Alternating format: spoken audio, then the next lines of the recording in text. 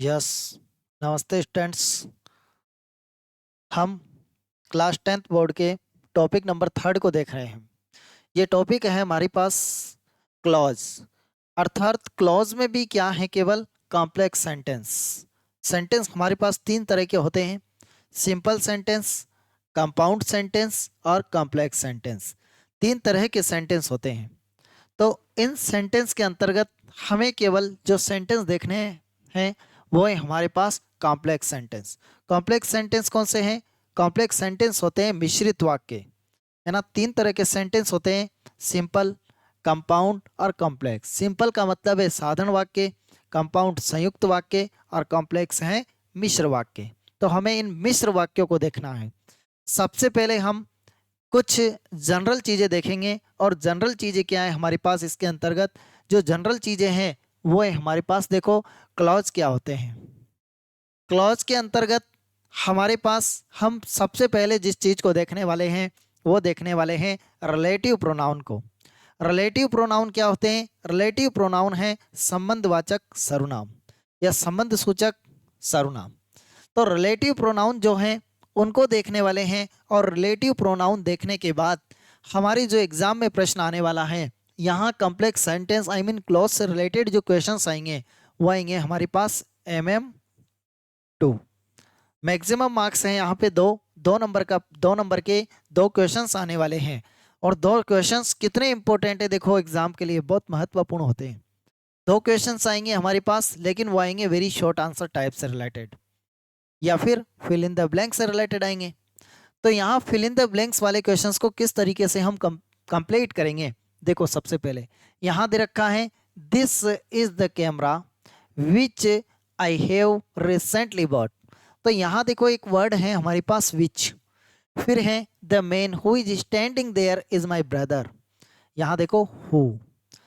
The man whom you give money is a beggar. यहाँ देखो whom है। एक वर्ड है I got the job I mean sentence I got the job for which I had applied. यहाँ देखें क्या है हमारे पास, विच है। अब देखो विच, हु, होम, विच, इन पे जो हमने गोला लगाया है, अंडरलाइन किया है, ये वर्ड्स क्या हैं? ये वर्ड्स हैं हमारे पास जो सेंटेंस को क्या कर रहे हैं, जोड़ रहे हैं, सेंटेंस को ऐड कर रहे हैं। और ये वर्ड हैं, इन वर्ड्स को क्या बोलेंगे साहब? रिलेटिव प्रोनाउन बोलेंगे। क्या बोलेंगे? Relative pronoun. ये हैं हमारे पास रिलेटिव प्रोनाउन। देखो, और रिलेटिव प्रोनाउन कौन से होते हैं हमारे पास? जैसे हु, होम, है ना, ये होम। एक है हुज, विच और देट। ये सब क्या है? रिलेटिव प्रोनाउन है। रिलेटिव प्रोनाउन का मतलब संबंधवाचक सर्वनाम। ये सब रिलेटिव प्रोनाउन हैं जो वाक्य को ऐड कर रहे हैं, जोड़ रहे हैं। तो हम ऐसे कुछ रूल देखने वाले हैं। अगर हमारे पास question fill in the blank से रिलेटेड आएगा तो रिलेटिव प्रोनाउन आएगा निश्चित रूप से। और अगर क्वेश्चंस हमारे पास ऐड करने वाले आए, जोड़ने वाले आए, तो इन रिलेटिव प्रोनाउन को हम जोड़ देंगे। कॉम्प्लेक्स सेंटेंस बनाना है हमें, तो सबसे पहले हम कुछ रूल्स देखने वाले हैं और उन रूल्स को देखेंगे, रिलेटिव प्रोनाउन के रूल्स को। तो सबसे पहले जो हम देखें, यूज ऑफ हु। हु का यूज कहाँ पे करेंगे, हु कहाँ पे लाएंगे, किस तरीके से हु को हम जोड़ेंगे? देखो, यूज ऑफ हु, हु का मतलब जो और जिसने है, लेकिन हु को कहाँ ऐड करेंगे? देखो, आई नो मिसेज नेहा। मैं किसको जानता हूँ? मिसेज नेहा को। टीचेज यू इंग्लिश, है ना, जो आपको क्या पढ़ाती हैं? अंग्रेजी पढ़ाती हैं। मिसेज नेहा आपको अंग्रेजी पढ़ाती है। तो यहाँ देखें, तो सबसे पहले हमारे पास सब्जेक्ट है। कुछ रूल्स देख रहे हैं हम, जनरल रूल्स। सब्जेक्ट है और सब्जेक्ट के बाद में क्या है? वर्ब। कंप्लीट है, सब्जेक्ट है और वर्ब है। तो रिक्त स्थान के पहले हमारे पास सब्जेक्ट आए, कोई पर्सन आए, और रिक्त स्थान के बाद वर्ब आए, तो इस जगह हम किसका यूज करेंगे? हु का यूज करेंगे निश्चित रूप से। नेक्स्ट है द गर्ल। यहाँ भी वही सिचुएशन है, सब्जेक्ट है और इज डांसिंग, यहाँ क्या है हमारे पास? वर्ब है। तो यहाँ भी किसका यूज करेंगे हम? हु का यूज करेंगे। कंप्लीट अंडरस्टैंड कर लेंगे आप। रूल्स क्या बना? कोई पर्सन आ जाए और वर्ब आ जाए, तो पर्सन और वर्ब के बीच में किसका यूज किया जाता है? हु का यूज किया जाता है। अंडरस्टैंड स्टैंड, हु का यूज कर लेंगे। कभी भी हमारे पास सब्जेक्ट अर्थात पर्सन और वर्ब आ जाए तो हम किसका यूज करेंगे, हु का यूज करेंगे। नेक्स्ट है यूज ऑफ होम। होम का यूज कहाँ करेंगे, होम का मतलब है जिसे और जिसने, जिसको। तो देखें यहाँ इस वाक्य में देखो आप, द बॉय ये सब्जेक्ट है ना, पर्सन है, लेकिन इस सब्जेक्ट के बाद वापिस हमारे पास सब्जेक्ट आया है ना, पर्सन आया है, और इसके जस्ट बाद हमारे पास क्या है, वर्ब। कंप्लीट है।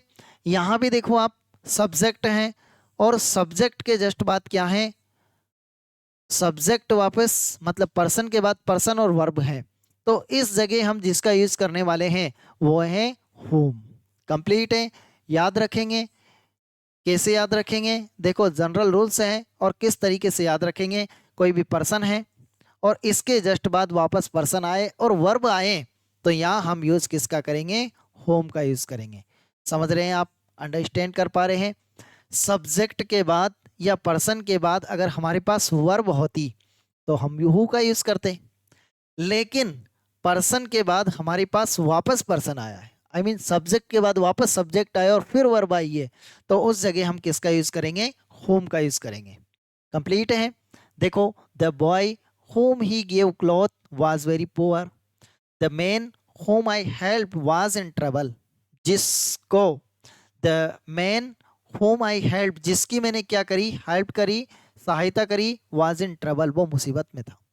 तो देखो नेक्स्ट है हमारे पास whom के बाद, who के बाद whom आया और अब क्या है, whose।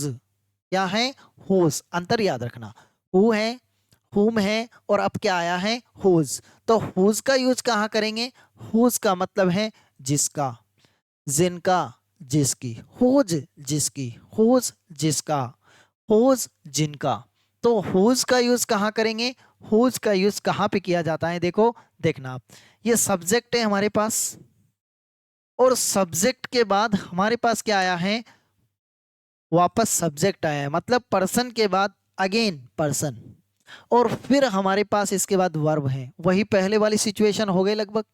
ये देखो, पर्सन के बाद सब्जेक्ट या पर्सन और वर्ब, है ना, तो इस तरह की सिचुएशन है लगभग। लेकिन देखो सब्जेक्ट के बाद वापस सब्जेक्ट आए, पर्सन के बाद पर्सन और वर्ब आई है, तो यहाँ किसका यूज करेंगे हम, हुज का। कंप्लीट है। ये देखो, लेकिन the girl whose mother is a teacher, जिसकी माँ टीचर है, इज माई फ्रेंड, वो मेरी क्या है, मित्र है। नेक्स्ट है द मैन, ये सब्जेक्ट है मतलब पर्सन है, फिर पर्सन आया है, फिर पर्सन आया है और फिर क्या आई है, वर्ब आई है। मतलब पर्सन और वर्ब नहीं, पर्सन पर्सन वर्ब, पहले पर्सन और वर्ब थी, है ना, ये वाली सिचुएशन थी। पर्सन के बाद पर्सन और वर्ब था, है ना, पहले सेंटेंस में। लेकिन दूसरे सेंटेंस में क्या सिचुएशन है, पर्सन के बाद पर्सन और वर्ब, डबल पर्सन और फिर वर्ब है, तो यहां भी किसका यूज कर देंगे हम, हुज का यूज करेंगे। किसका, हुज का। कंप्लीट है। नेक्स्ट है द मैन। अब यहां हमारे पास पर्सन है लेकिन ये पर्सन नहीं है, कार तो क्या है, एक थिंग है, थिंग, थिंग का मतलब एक वस्तु है ना। कोई भी थिंग आ जाए और उसके बाद हमारे पास वर्ब आ जाए तो वहां भी किसका यूज करेंगे, हुज का यूज करेंगे। समझे, है ना। हुज का यूज कहाँ कर रहे हैं हम, जहां हमारे पास कोई पर्सन है और पर्सन के बाद थिंग है, पर्सन के बाद पर्सन है लेकिन वर्ब भी है, वहां हुज का यूज कर रहे हैं। लेकिन पर्सन के बाद वापस थिंग और फिर वर्ब आ रही है तो उस जगह भी हुज का यूज कर रहे हैं। यहाँ देखो पर्सन द मैन और फिर देखो हुज यू, तो पर्सन के बाद थिंग तो पहले आ रही थी और वापस थिंग आई, हमारे पास कोई वस्तु आई और थिंग के बाद वापस पर्सन आया और फिर वर्ब आई, मतलब थिंग और पर्सन दोनों एक साथ मिल गए। तो सब्जेक्ट के बाद आई मीन पर्सन के बाद पर्सन और वर्ब, पर्सन के बाद डबल पर्सन वर्ब, फिर पर्सन के बाद है थिंग और वर्ब, पर्सन के बाद पर्सन और थिंग दोनों मिल गए और वर्ब आ गई। तो इस जगह भी ये चौथा नियम है हमारे पास, इस जगह भी हम किसका यूज कर रहे हैं, थिंग पर्सन और वर्ब। यहाँ भी किसका यूज करेंगे, हुज का यूज करेंगे। अंडरस्टैंड कर पाए आप लोग। तो हुज का यूज कहाँ कर रहे हैं हम, इन निष्कर्ष के रूप में हम हुज का यूज कर रहे हैं अगर हमारे पास कोई पर्सन है, पर्सन किसी व्यक्ति का नाम, है ना। फिर देखें पर्सन के बाद हमारे पास वापस क्या आ गया, पर्सन आ गया और वर्ब आ गई, तो किसका यूज कर देंगे? हुज का यूज कर देंगे। लेकिन पर्सन के बाद हमारे पास पर्सन पर्सन वर्ब आया, डबल पर्सन आ गया, तो वहां भी हुज का यूज। लेकिन पर्सन के बाद थिंग आई, कोई वस्तु आई है और वर्ब आई है, तो वहां भी हुज का यूज करेंगे। लेकिन हमारे पास पर्सन के बाद कोई थिंग आई है, फिर वापस पर्सन आया है ना, और फिर उसके बाद क्या आई है? वर्ब आई है, तो उस जगह भी हम किसका यूज करेंगे? हुज का यूज करेंगे। कंप्लीट है? अंडरस्टैंड कर रहे हैं आप लोग? देखो नेक्स्ट रूल क्या है हमारे पास, हम इसके बहुत सारे एग्जाम्पल करने वाले हैं। कंप्लीट। देखो विच है, और विच किसके लिए आया है? विच का मतलब भी वही, जिसका, जिसकी और जिसके हैं। लेकिन विच का यूज कहाँ करेंगे? विच का यूज करते हैं हम किस जगह? लाइफलेस थिंग होना चाहिए। विच, विच का यूज करेंगे लाइफलेस थिंग हो या एनिमल हो। अर्थात देखो हमारे पास फिल इन द ब्लैंक्स रहेगा, फिल इन द ब्लैंक्स के पहले कोई लाइफलेस थिंग हो, निर्जीव चीज हो या जानवर हो, और उसके बाद नाउन या वर्ब हो, नो प्रॉब्लम। चाहे नाउन हो, संज्ञा हो, या वर्ब हो, क्रिया हो। लेकिन पहले क्या लेना, क्या रहना चाहिए? लाइफलेस थिंग, निर्जीव कोई भी चीज, और निर्जीव या फिर जानवर रहे तो विच का यूज करेंगे। कंप्लीट है?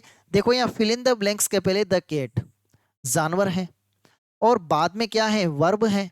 कंप्लीट है? तो नाउन या वर्ब रहे पीछे, नो प्रॉब्लम। यहाँ देखो पहले जानवर है, हम पहले देखें तो यहाँ हु का भी यूज कर सकते थे कि इधर सब्जेक्ट है इधर वर्ब है, हु का यूज कर दे।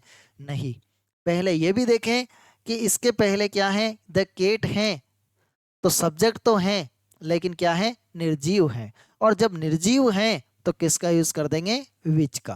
कंप्लीट है? ये विच का यूज हो गया। अंडरस्टैंड? समझ पाए आप लोग? यहाँ भी देखो द पेन, अब ये पेन क्या है? लाइफलेस है, निर्जीव है, और निर्जीव है इसके बाद देखो नेहा गेव, तो क्या आया है? नेहा क्या है? नाउन है, नाउन का मतलब संज्ञा है, तो यहाँ किसका यूज कर देंगे हम? विच का यूज कर देंगे। कंप्लीट है? किससे विच का यूज कर रहे हैं? इस लाइफलेस थिंग से या फिर एनिमल से। The cat which bit you is his, जिस बिल्ली ने आपको काटा ना वो उसकी है। The pen which Neha gave me, जो पेन नेहा ने मुझे दिया है, इज योर्स, वो तुम्हारा है। कंप्लीट है? आगे देखो नंबर थर्ड, और भी सेंटेंस इसके किस तरह के सेंटेंस आए हैं? The post for I was selected is temporary, जिस पोस्ट के लिए मैं सेलेक्ट हुआ ना वो टेम्पररी है ना। I don't like the house in he lives, क्या कह रहा है? कि लाइफलेस थिंग तो आपके पास है, नो प्रॉब्लम, एनिमल भी आपके पास है, लेकिन अगर प्रीपोजिशन भी आ रही हो ना रिक्त स्थान के पहले, प्रीपोजिशन भी अगर है, तो वहां किसका यूज करेंगे? वहां भी विच का यूज करेंगे। ये दो चीजें तो मिलेगी, लाइफलेस थिंग और एनिमल तो मिलेगा। तो यहाँ देखो द पोस्ट, पोस्ट क्या है? लाइफलेस थिंग है, लेकिन इसके बाद प्रीपोजिशन आ रही है, देखो क्या है ये? प्रीपोजिशन है। जब प्रीपोजिशन आ रही है तो इस जगह भी किसका यूज करेंगे? विच का। रिक्त स्थान के पहले की बात कर रहा है। यहाँ भी देखो आई don't like the house, house क्या है? लाइफलेस थिंग है, निर्जीव है, लेकिन इसके बाद प्रीपोजिशन भी आ रही है, यहाँ किसका यूज कर देंगे हम? विच का यूज कर देंगे। कंप्लीट है? आप अंडरस्टैंड कर रहे हैं? यहाँ देखें और आगे बढ़ते हैं, देखो और कहाँ कैसे यूज करते हैं देखना आप। अगला है हमारे पास व्हाट। व्हाट का मतलब तो वैसे क्या होता है? क्या, जब कोई क्वेश्चन पूछा जाता है तो व्हाट का मतलब क्या होता है, लेकिन यहाँ व्हाट का प्रयोग हम बीच में कर रहे हैं, तो मतलब व्हाट या ना जो। तो देखें रिलेटिव प्रोनाउन में व्हाट का मतलब जो है, तो अगर हमारे पास पहली कंडीशन, सबसे पहले अगर रिक्त स्थान आता है, ये पांचवा रूल है, सबसे पहले रिक्त स्थान आता है तो उस जगह किसका यूज करेंगे? व्हाट का। जो रिलेटिव प्रोनाउन आएगा वो आएगा व्हाट। अगर वर्ब रिक्त स्थान के पहले वर्ब आ गई, जस्ट क्रिया, पहले जस्ट क्रिया, रिक्त स्थान के जस्ट पहले वर्ब आ गई, तो उस जगह भी किसका यूज करेंगे? व्हाट का। रिक्त स्थान के पहले वर्ब प्लस ऑब्जेक्ट दोनों आए हैं, समझ रहे हैं आप? वर्ब प्लस ऑब्जेक्ट आए हैं, वहां भी किसका यूज करेंगे? व्हाट का। तो तीन कंडीशन हो गई हमारे पास व्हाट की। व्हाट की पहली कंडीशन हुई सबसे पहले रिक्त स्थान, व्हाट की दूसरी कंडीशन हुई रिक्त स्थान के जस्ट पहले वर्ब, और तीसरी कंडीशन हुई वर्ब प्लस ऑब्जेक्ट। देखते हैं सेंटेंस को। Can not be cued must be endured. देखो यहाँ पे सबसे पहले रिक्त स्थान है, तो क्या आ गया? What. What can not be cued must be endured. Next है दैट इज ही लाइक्स। यहाँ तो चलो छोड़, रिक्त स्थान के पहले जस्ट वर्ब आ रही है इज, और यहाँ किसका यूज कर देंगे हम, व्हाट का यूज करेंगे। कंप्लीट है। थर्ड है डू, ये देखो वर्ब है, किसका यूज करेंगे, व्हाट का। Do what you please. Next है number 4 give him he demands. अब ध्यान रखेंगे, ऐसे नहीं कि दो सब्जेक्ट हैं तो हम होम का यूज कर दें, हम हुज का यूज कर दें ना। कैसे यूज करेंगे, यहाँ देखो आगे आगे वर्ब है, और वर्ब प्लस यहाँ क्या है हमारे पास, ऑब्जेक्ट है हिम, सब्जेक्ट नहीं है ऑब्जेक्ट है। तो वर्ब प्लस ऑब्जेक्ट है तो उस जगह किसका यूज करेंगे, व्हाट का यूज करेंगे। कंप्लीट है। Give him what he demand. Complete. Number 5 please tell me, ये देखो वर्ब है और मी क्या है, ऑब्जेक्ट है। तो वर्ब प्लस ऑब्जेक्ट है, यहाँ भी क्या किसका यूज करेंगे, व्हाट का। याद रखेंगे स्टूडेंट अच्छी तरीके से, please tell me what you need. Complete है। तो यह कंडीशन व्हाट की कंप्लीट करने के बाद हम आगे बढ़े हैं, और किस तरह की कंडीशन आई है हमारे पास, व्हेन की। व्हेन, व्हेन का मतलब होता है कब, और ये समय को बता रहा है निश्चित रूप से। तो देखो समय सूचक सेंटेंस में जहां फिल इन द ब्लैंक्स रिक्त स्थान के पहले हमारे पास क्या आया है, समय आया है। समय मतलब जैसे समय से रिलेटेड वर्ड आए हैं तो वहां क्या करेंगे हम, व्हेन का मतलब देखें जब और जिस समय। अब रिक्त स्थान के पहले वाली सिचुएशन में अगर समय से रिलेटेड वर्ड आया, देखो टाइम, टाइम कहाँ आएगा, फिल इन द ब्लैंक्स के जस्ट पहले। रिक्त स्थान के पहले अगर हमारे पास टाइम है, समय है, तो वहां किसका यूज कर देंगे, व्हेन का यूज करेंगे। व्हेन यानी कब, समय से रिलेटेड है। तो देखो इट वाज संडे, संडे क्या है, टाइम है, समय है। व्हेन लिख दूं मैं, है ना, क्या आया है साहब, it was Sunday when we went on a picnic. जब हम पिकनिक पे गए तो कौन सा वार था, संडे था। नेक्स्ट है इट वाज 2006, 2006, ये भी समय है। My father purchase this house, मेरे पिताजी ने ये मकान खरीदा तब 2006 था, मतलब कौन सा वर्ष था, 2006, व्हेन आ गया। It was 2006 when my father purchase this house.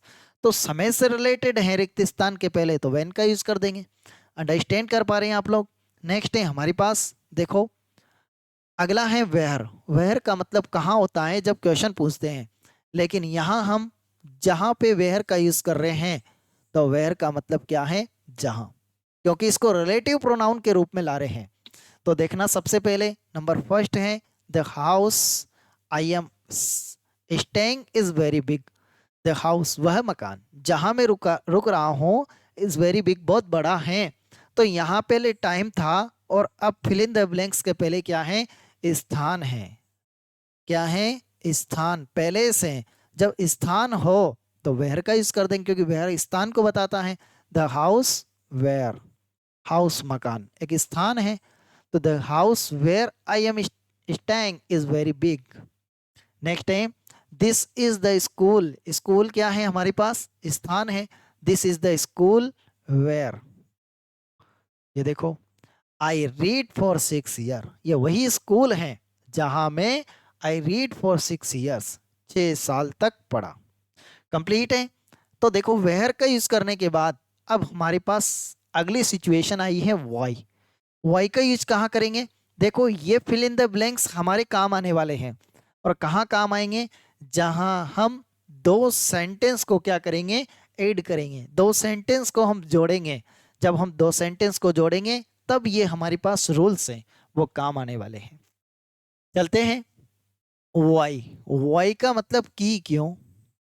Complete है। देखो दिस इज द रीजन, इसमें एक वर्ड आया है रिक्त स्थान के पहले, रीजन। एक और है situation this is the reason, ये रीजन आया है। I called you he didn't come, ये आया बाद में। तो देखो this is the reason why I called you, this is the reason why he didn't come. तो देखो ये रीजन जो वर्ड आएगा ना अगर रिक्त स्थान के पहले, तो हम किसका यूज कर देंगे, वाई का यूज कर देंगे। समझ रहे हैं आप, अंडरस्टैंड कर पा रहे हैं। वाई का यूज कहाँ करेंगे, जहां फिल इन द ब्लैंक्स रिक्त स्थान के पहले कौन सा वर्ड आएगा, रीजन वर्ड आएगा। कंप्लीट है।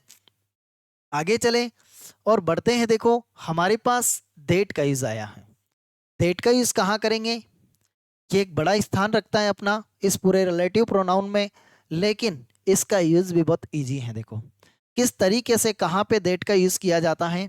सबसे पहले हम देखें, ये देट स्थान लेता है एक तो हु का। हु को जानते हैं आप? हु का यूज कहाँ किया था हमने? जहां आगे पर्सन है, आई मीन सब्जेक्ट है, और रिक्त स्थान के बाद वर्ब है, वहां हु का यूज किया था। नेक्स्ट है हमारे पास होम का यूज क्या किया था? सब्जेक्ट के बाद रिक्त स्थान के बाद फिर सब्जेक्ट है, मतलब पर्सन के बाद रिक्त स्थान है और फिर पर्सन है और फिर उसके बाद वर्ब है। एक विच है, विच का यूज कहाँ किया था? जहाँ रिक्त स्थान के पहले लाइफलेस थिंग है, निर्जीव, या फिर कोई जानवर है ना, एनिमल है, या फिर प्रीपोजिशन आ रही है ना, किसके पहले? रिक्त स्थान के पहले निर्जीव हो या जानवर हो, या फिर प्रीपोजिशन भी साथ में हो, उस जगह विच का यूज किया था। तो इन तीनों की जगह देट ले सकता है, लेकिन देट का यूज सबसे पहले कहाँ किया जाएगा? अगर हमारे पास सुपरलेटिव डिग्री है और कहाँ? रिक्त स्थान के पहले। तो देखो, Radha is the tallest girl that reads in our school. The tallest girl, सबसे क्या आया है? दैट। सबसे लंबी लड़की है राधा, है ना, जो रीड्स इन आवर स्कूल, हमारे स्कूल में पढ़ती। अब प्रॉब्लम ये है, सुपरलेटिव डिग्री क्या है? सुपरलेटिव डिग्री होती है स्टूडेंट, वर्ड्स के पीछे ईएसटी लगेगा या फिर आगे क्या लगेगा? मोस्ट लगेगा। कंप्लीट है। ये मोस्ट और ईएसटी, ईएसटी तो जैसे मान लो छोटा वर्ड है, स्लेबल के अनुसार लगता है। स्लेबल, स्लेबल होते हैं। जैसे मान लो मैंने लिखा ब्यूटीफुल, क्या लिखा मैंने? एक वर्ड लिखा मैंने ब्यूटीफुल, ये ब्यूटीफुल। तो यहाँ पे दो से ज्यादा स्लेबल है, मतलब टुकड़े हो रहे हैं दो से ज्यादा इसके। तो यहाँ दो से ज्यादा स्लेबल हैं, तो क्या आ जाएगा? मोस्ट ब्यूटीफुल, है ना, ये ब्यूटीफुल। लेकिन यहाँ है कोल्ड, तो कोल्ड होने की वजह से छोटा है, कम स्लेबल है, यहाँ ईएसटी लगेगा, क्या हो गया? कोल्डेस्ट हो गया। ठीक है। तो इस तरीके से हमारे पास सुपरलेटिव डिग्री आए, तो सुपरलेटिव डिग्री आए तो रिक्त स्थान में दैट का यूज कर देंगे। नेक्स्ट सिचुएशन है हु इज ही। देखो यहाँ क्वेश्चन वाले वर्ड हैं और पीछे क्वेश्चन मार्क लग रहा है। जब क्वेश्चन मार्क लग रहा है तो ऐसा नहीं है कि व्हाट भरते, नहीं, किसको भरेंगे? इंट्रोगेटिव सेंटेंस होना चाहिए, है इंट्रोगेटिव सेंटेंस। पीछे इंट्रोगेशन मार्क भी लग रहा है, लेकिन हु, होम, विच के स्थान पर जहां हु का यूज हो सकता है, होम का यूज हो सकता है, विच का यूज हो सकता है, उस जगह हम किसका यूज कर सकते हैं? देट का यूज कर सकते हैं। समझ गए आप? अंडरस्टैंड कर पाए हैं? देट का यूज कहाँ करेंगे? जहां हमारे पास इंट्रोगेटिव हो, है ना, वाक्य इंट्रोगेटिव हो, इंट्रोगेटिव सेंटेंस हो, जहां पे हु का यूज किया जा सकता है, जहां होम का यूज किया जा सकता है, जहां विच का यूज किया जा सकता है, उसी जगह देट आता है। तो ये देट आ गया है। नेक्स्ट चले सिचुएशन हमारे पास है number 4, all glitters isn't gold. All आ रहा, this is the same person, same आ रहा, तो यू बीट। अब यहां देखें कि यहां भी हम किसका यूज करेंगे? देट का। कर दें देट का तो यूज। आगे पढ़ते हैं क्या रूल बनेगा इसका। देखो क्या रूल बन रहा है, देखना। ओनली ये वर्ड आ जाए तो किसका यूज करेंगे? देट का, रिक्त स्थान के पहले। एनी आ जाए, सेम आ जाए, ऑल आ जाए, नथिंग आ जाए, नन आ जाए, नो वन आ जाए, नोबडी आ जाए, एनीबडी आ जाए, एनीथिंग आ जाए, लिटिल आ जाए। जब हमारे पास ये वर्ड आ जाएंगे तो उस जगह हम किसका यूज करेंगे साहब? देट का यूज करेंगे। किसका यूज करेंगे स्टूडेंट? देट का। कैसे? यहाँ देखो फिल इन द ब्लैंक्स के पहले हमारे पास ऑल है, यहाँ सेम है, किसका यूज कर दिया हमने? देट का यूज कर दिया। लेकिन नो वाले वर्ड आ जाते, जैसे नो वाला वर्ड कौन सा है? नथिंग है, नन है, नो वन है, नो बडी है, फिर हमारे पास एनी है, एनी का मतलब एनीबडी है, एनीथिंग है। इसके अलावा हमारे पास क्या है? लिटिल है और एनी है, फिर सेम है और ओनली है। कंप्लीट, ऑल तो है सही। तो इस तरह के जब भी वर्ड आ गए तो वहां हम किसका यूज कर देंगे? ऑटोमेटिकली हम किसका यूज करेंगे? दैट का यूज करेंगे। कंप्लीट। आगे देखें दैट का और फाइनल क्या है देखना। नंबर 6 सेंटेंस है और 7 वाला सेंटेंस है the man and the dog. वह व्यक्ति और उसका कुत्ता। देखो मैन आया है, मैन का मतलब ये पर्सन है, व्यक्ति है, और द डॉग ये एनिमल है। मतलब व्यक्ति के साथ कभी भी आपके पास पर्सन प्लस एनिमल आए, व्यक्ति के साथ जानवर आए तो किसका यूज करेंगे हम, दैट का यूज करेंगे। You see live in the next door, तो क्या आ गया, दैट। कंप्लीट है। The man and the dog that you see live in the next door. वह व्यक्ति और उसका कुत्ता जो आपने देखा ना, वो अगले दरवाजे पर रहता है, अगले मकान में रहता है। द कावर्ड, अब यहाँ पे देखो ग्वाला है, ठीक है, एंड हिज काउ और उसकी गाय। तो यहाँ भी देखो पर्सन आ रहा है और पर्सन के साथ एनिमल आ रहा है। अगर पर्सन के साथ थिंग भी आती ना, थिंग कोई वस्तु, तो वहां भी किसका यूज करते हैं हम, देट का। तो यहाँ देखो देट आ गया। कंप्लीट है। देखना क्या बना, the coward and his cow we that we see walking on the ground live in the village. वो इसी गांव में रहते हैं। यहाँ देखिए नंबर 8 है हमारे पास, I know the house he lives in. Relative clause है और रिलेटिव क्लोज की कोई वर्ब है। कंप्लीट। रिलेटिव क्लोज की वर्ब है और वर्ब प्लस प्रीपोजिशन है। कंप्लीट है। रिलेटिव क्लोज की वर्ब और वर्ब के साथ प्रीपोजिशन है, उस जगह भी दैट का प्रयोग होगा। प्रीपोजिशन पहले भी हमने देखी है, वो रिक्त स्थान के पहले थी। यहाँ पे देखो रिलेटिव क्लोज की verb know that he house, देखो ये वर्ब और वर्ब प्लस प्रीपोजिशन है, तो यहाँ किसका यूज कर रहे हैं हम, दैट का। कंप्लीट है। यहाँ देखो this is the book that I told you about. यहाँ देखो टोल्ड नहीं, इसको हटाता हूं। टोल्ड वर्ब है और टोल्ड के साथ अबाउट प्रीपोजिशन है, तो वर्ब प्लस प्रीपोजिशन दोनों साथ में है, इसलिए यहाँ किसका यूज कर दिया मैंने, दैट का यूज कर दिया। इन सिंपल साधारण रूप में हमने कंप्लीट किया है। हमने किन को देखा है साहब, हमने हु को देखा है, हमने होम को देखा है, हमने हुज को देखा है, हमने विच को देखा है, वेयर को देखा है, हमने वेन को देखा है, हमने दैट को देखा है। कितनी अच्छी तरीके से हमने वन बाय वन इनके फिल इन द ब्लैंक्स को कंप्लीट किए हैं। ये फिल इन द ब्लैंक्स ही हमारे पास आगे आने वाले समय में आधार बनने वाले हैं। और हमारी नेक्स्ट वीडियो के अंतर्गत हम क्लोज टॉपिक को कंप्लीट कर लेंगे, जो कॉम्प्लेक्स सेंटेंस से रिलेटेड रहेगा। या तो हमारे एग्जाम में फिल इन द ब्लैंक्स आने वाला है, जो हम कुछ सेंटेंस को कवर करेंगे, फिल इन द ब्लैंक्स करेंगे। लेकिन अब हमारे एग्जाम में दो सेंटेंस को जोड़ने वाला आया, दो सेंटेंस को हु से जुड़वा देगा, दो सेंटेंस को होम से जुड़वा देगा, दो सेंटेंस को विच से जुड़वाएगा, दैट से जुड़वाएगा। तो यही हमें रूल सहायता देंगे साहब। किस तरीके से हम इसको कवर करेंगे वो हमारी नेक्स्ट वीडियो में हम देखने वाले हैं। स्टूडेंट्स बने रहें एग्जाम्स बर्ड के साथ, देखते रहें। अगर आपको पसंद आई हैं तो निश्चित रूप से वीडियो को लाइक करें और हमारे चैनल को सब्सक्राइब करें। Yes students, now we will meet after some time in our next video. Yes, with best of luck.